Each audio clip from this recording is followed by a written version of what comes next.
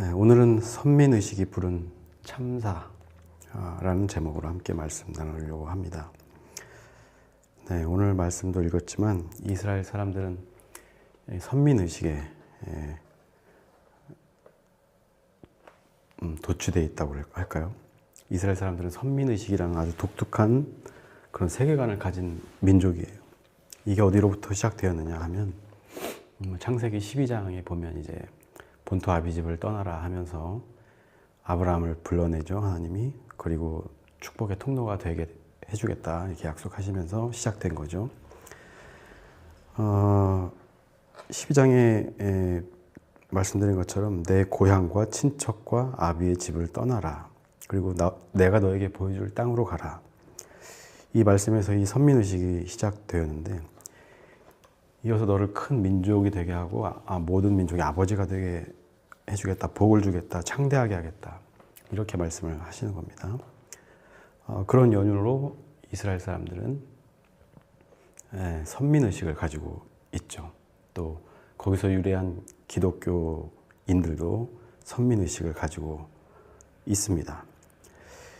이스라엘은 이후에 하나님으로부터 선택받은 민족임을 자부하면서 자신들만이 율법, 아까 말씀에도 나왔지만 언약이라고 하죠. 하나님과 약속된 그것을 잘 지키는 것으로 자기네들만 구원받을 수 있다, 이렇게 생각을 해왔어요.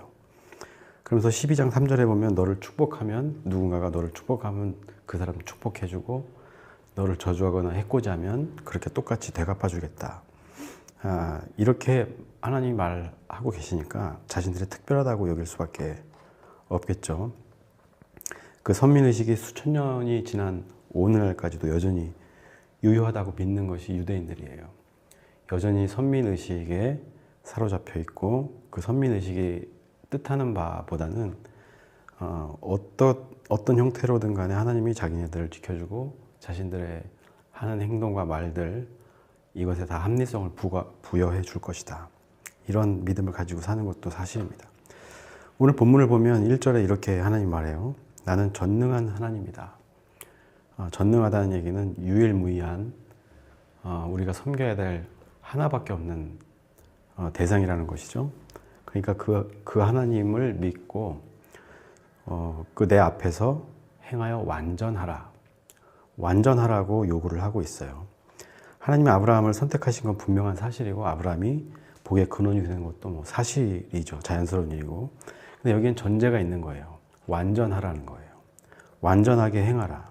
하나님의 선택받은 백성으로서 너는 완전해야 된다. 내가 전능한 하나님으로서 말하는데, 하나님을 닮은 선택받은 백성으로서 하나님처럼 100% 따라할 수는 없겠지만 하나님의 마음을 알고 그 마음에 합한 말과 행동을 해야 한다라는 겁니다. 이 전제가 없어지면 선민의식이라는 껍데기만 남는 거예요. 그래서 전능한 하나님의 택함을 받은 만큼 하나님을 의지하고 하나님께 길을 묻고, 또 하나님의 뜻대로 살라, 이런 약속, 언약을 하신 거죠. 네, 비로소 우리 인간들이 그 언약대로 완전해졌을 때, 완전하려고 노력할 때 그 계약이 성사된다는 것이고, 선민으로서의 자격이, 지위가 유지된다는 말입니다. 하나님 보시기에 죄악된 것들에서 완전히 분리되어야 한다는 거예요. 정결해야 되고 거룩해야 되고. 그러면서 2절에 보면 너와 나 사이에 언약을 두어 너를 번성하게 하겠다. 네, 다시 말씀드리지만 이 언약을 지킴으로써 이 선민들, 택함받은 백성들이 번성하고 모두의 존경을 받고 사랑을 받는 민족으로 거듭날 수 있다라는 겁니다.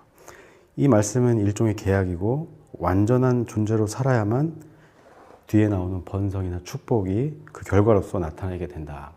이 선민의 결과로서 나타나는 것들인데, 이 선민이라고 하는 것은 내가 하나님의 뜻을 거스르지 않고 따를 때, 선민으로서의 그런 결과들이 나타난다는 의미라고 보시면 돼요. 그러면서 4절에 보라, 내 언약이 너와 함께 있으니 너는 여러 민족의 아버지가 될 것이다.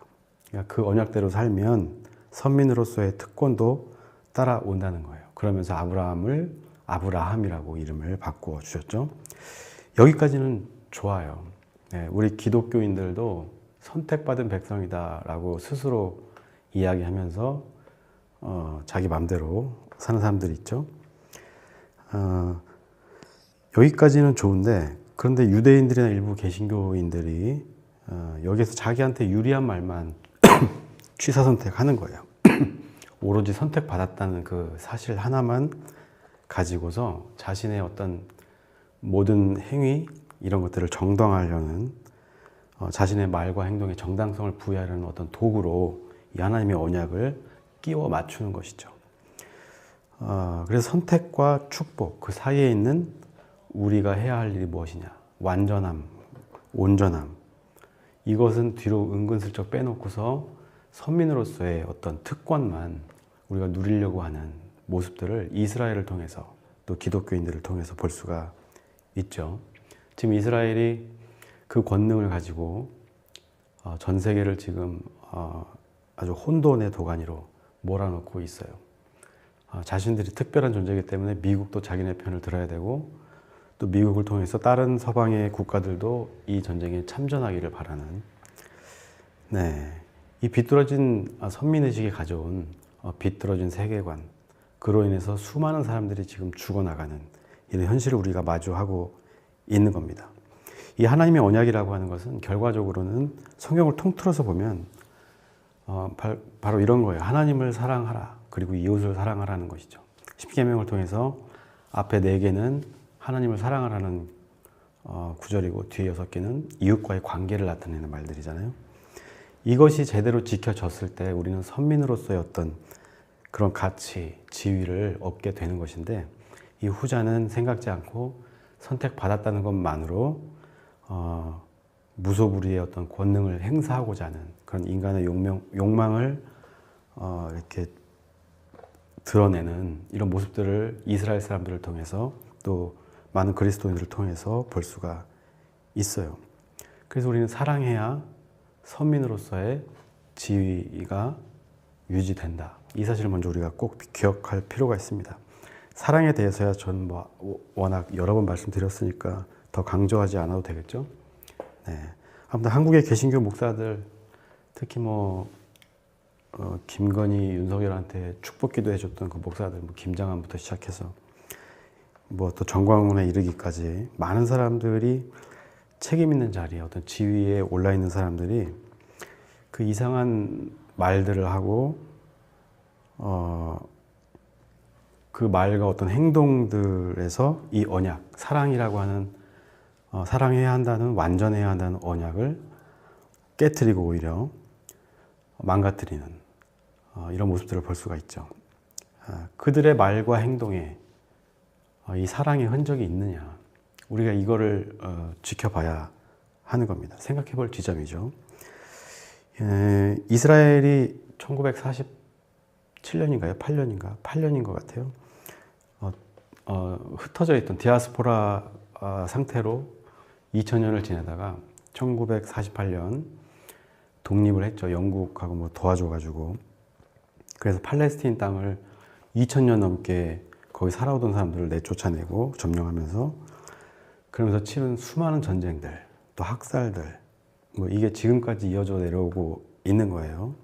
그리고 오늘날 이란에 대한 공격, 헤즈볼라에 대한 공격까지, 이 전쟁에서 도덕과 윤리를 이야기한다는 것 자체가 넌센스예요. 전쟁이라는 것은 그야말로 참혹하고 잔인한 겁니다. 그래서 전쟁은 최후의 수단이고 최후의 보루인 것인데, 자신들이 선민이라는 의식에 쩔어서 자신들이 하는 것은 모두가 옳다라고 착각하면서 지금 이 세계 경제도 괴롭히고 또 중동의 평화를 깨트리는 이런 이스라엘의 모습을 우리가 어떤 시선으로 바라봐야 되는가. 많은 그리스도인들이 이스라엘 그러면 무조건 우리의 우방인 것처럼, 하나님의 선택받은 민족이기 때문에 무조건 존경심을 갖고 이렇게 바라보는데 굉장히 잘못된 거예요. 그런 이스라엘이 어땠어요? 선민으로서의 지위가 맞는다고 치더라도 왜 그 선민들에 의해서 하나님의 백성들, 어린 아이들까지 왜 죽음을 당해야 하느냐? 왜 그리고 하나님 거기에 대해서 침묵하고 계신가요? 온몸이 갈기갈기 찢어지는 그 전쟁터에서 시신도 뭐 수습을 제대로 못하는 경우도 있을 거 아니에요. 그런 것을 하나님이 용납했을 것인가? 이스라엘에게 그런 권한을 주었느냐? 이건 생각해 볼 문제라는 거예요. 제가 볼 때는 그런 권한까지 준 건 아니거든요. 그런데 그들은 선민의식을 앞세워서 자신들의 행위가 정당함을 이 세계 사회에 이야기하고 있는 거예요. 뭐 핵 이런 거는 핑계일 뿐이고요. 그토록 사랑을 강조하면서 왜 그 어린 아이들이 죽어가야만 하느냐. 그리고 왜 많은 사람들이, 소시민들이 이 유가 문제라든지 여러 가지 경제적인 어려움을 겪어야만 하느냐. 하나님이 그걸 원하시는 것이냐. 이 지점을 우리가 한번 들여다 봐야 하는 겁니다. 100번 다시 생각해도 하나님은 그것을 용납하거나 지지하는 것은 아니다. 저는 이렇게 결론을 내릴 수밖에 없었어요. 하나님께 택함받았다는 그 선민의식을 방패 삼아서 자신들의 욕망을 이루려는 행위에 불과하다 하는 것이 저의 생각입니다. 이스라엘과 더불어서 몇몇 이상한 목사들. 왜냐하면 하나님은 사랑이기 때문이죠.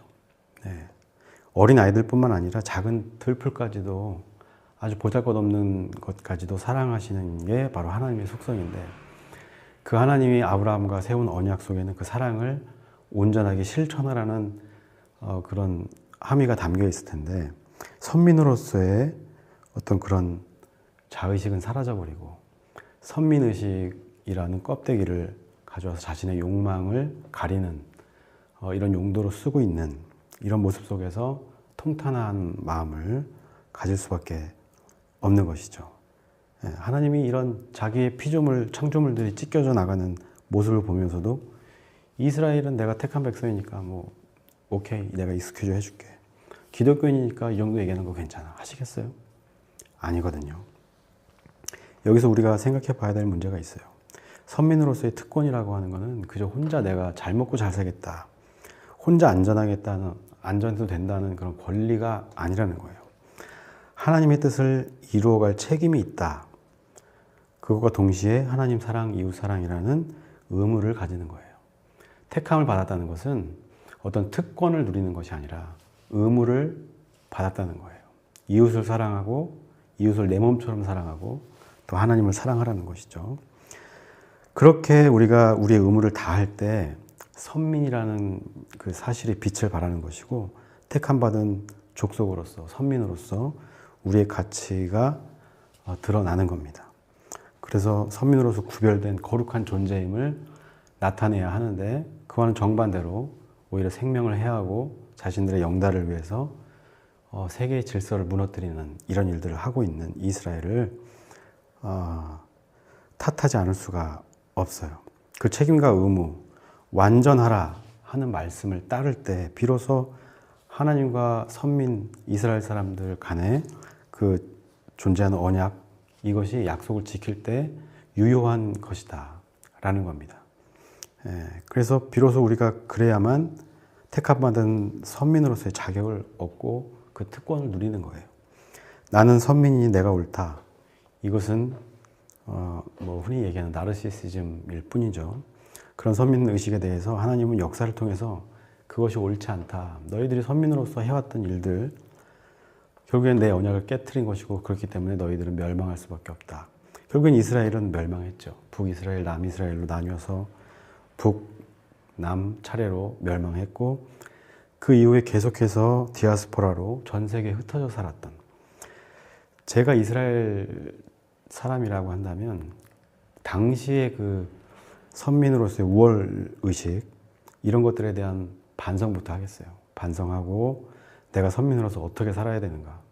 내가 비록 핍박받고 여기저기 쫓겨다니는 신사를 할지라도 내가 이 인류를 위해서 사랑으로 하나님의 나라를 만들어 가겠다라고 했다면, 이스라엘이 독립하는 과정부터 지금까지 자연스럽게 중동에서 어떤 평화의 어떤 무게추로서 역할을 할 수 있었을 텐데, 그러지 않았다는 것이고, 여전히 과거에 가졌던 그 선민의식에 쩔어 있다는 거예요. 이스라엘이 멸망한 이유가 뭐 여러 가지 있죠. 뭐 정치적인 문제, 지정학적인 어떤 위치의 문제도 있겠지만 오늘 주제에 따르면 그 그릇된 선민의식에서 비롯된 우월주의, 그러면서도 동시에 완전함을 추구하지 못하고 온전하지 않고 언약을 저버림으로써 자신들의 이익에 몰두한 결과로서 멸망이라는 이런 현실을 마주하게 된 것이다. 이렇게 저는 말씀드리고 싶어요. 택함받은 특별한 존재임을 앞세워서 행해지는 어떤 폭력, 언어적인 폭력이든 육체적인 폭력이든 마찬가지예요. 그것은 분열을 낳고 이 분열한 아픔을 가져오고 혼란을 가져오는 겁니다. 그것이 결과적으로는 그 공동체를 멸망에 이르게 하는 그런 기폭제가 된다는 사실을 우리가 꼭 명심할 필요가 있습니다. 그래서 제가 오늘 드리고 싶은 말씀은 우리는 택함받은 백성이지만 택함받았다고 해서 우리가 그 순간 온전해지고 완벽해지는 것이 아니다. 우리가 하나님께 택함받은 그 순간부터 우리는 하나님과의 나 사이에 언약이 생기는데 그 언약은 바로 완전하라. 네, 오늘 본문 말씀에 나온 완전하라는 것이 완전 무결해서 하나님처럼 되라는 얘기는 아닐 거예요. 그렇게 될 수도 없고 다만 우리가 하나님의 뜻에 합한 삶을 사는지 반대되는 삶을 사는지 스스로 성찰하고 돌이켜보면서 늘 회개하고 늘 다시 한 발자국 앞으로 나아가는 삶을 살아가는 것이죠. 네, 그렇게 했을 때 우리가 비로소 진짜 선민으로서의 삶을 살게 되고 사람들로부터 존경받고 사랑받고 지지를 받는 그런 한 개인이나 공동체가 될 수 있다는 사실을 꼭 기억했으면 좋겠습니다. 제가 오늘 말씀을 짧게 마치려고 해요. 마지막으로 제가 제일 싫어하는 유형의 손님에 대해서 한마디 하자면 그래요. 자기가 이제 교회 목사다, 장로다, 뭐 전도사다라고 하면서 어떤 행사 사진이라든지 이런 걸 의뢰하는 사람들이 종종 있었어요. 그런 사람들 중에 뭐 다 그런 건 아니지만 일부는 그렇습니다. 교회니까 싸게 해달라. 네. 그 말을 저는 제일 싫어해요. 네. 선민의식에 찌들은 결과거든요. 교회라서 싸게 해달라고요? 교회라면 오히려 더 세상에 자신들의 물질과 사랑이 퍼지도록 해야 하는 주체예요. 그런데 교회니까 특권을 누리겠다. 대놓고 말하는 거잖아요. 이런 특권 의식이 모이고 모여서 정광훈 같은 괴물을 만드는 것이고 김정한 목사나 뭐 오정인 목사나 이런 목사들을 양산하는 거거든요. 네. 오늘 말씀 좀 기억했으면 좋겠습니다. 하나님이 우리를 선택하신 건 분명한 사실이지만 그 선택에는 우리가 지켜야 될 의무가 있다는 것. 완전하라. 그리고 하나님을 사랑하고 이웃을 사랑하라. 이 대명제가 지켜지지 않는 한 우리는 선택받은 민족이 아니라 선택받았다고 스스로 자칭 이야기하면서 악을 행하는 사탄의 다름 아닐 것이다. 이 말씀을 드리고자 합니다. 선민의식의 찌들은 그런 사람들이 교회를 망하게 하는 1등 공신이라는 사실을 기억하면서 우리가 선민으로서의 삶을 살기 위해서 어떻게 더 선한 삶을 살 것인가, 어떻게 해야 더 온전해질 것인가 고민하는 저와 여러분들 되시기를 주님의 이름으로 축복합니다.